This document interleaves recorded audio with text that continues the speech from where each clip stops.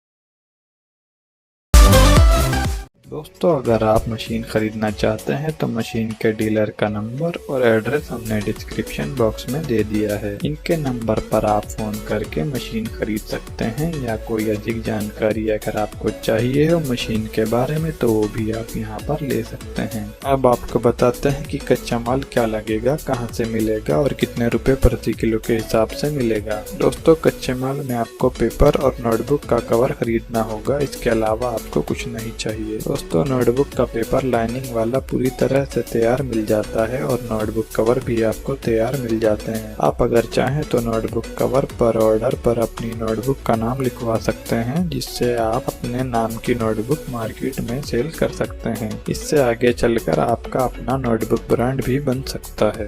दोस्तों ये कच्चा माल आपको किसी भी बड़े शहर की होलसेल मार्केट में मिल जाएगा और दोस्तों ये कच्चा माल 50 रुपए से लेकर 60 रुपए प्रति किलो तक आपको को मिल जाएगा। जगह, मशीन और कच्चे माल की व्यवस्था करने के बाद आपको मैन पावर चाहिए होगी, जिसके लिए आप 2 कारीगर रख सकते हैं माल तैयार करने के लिए।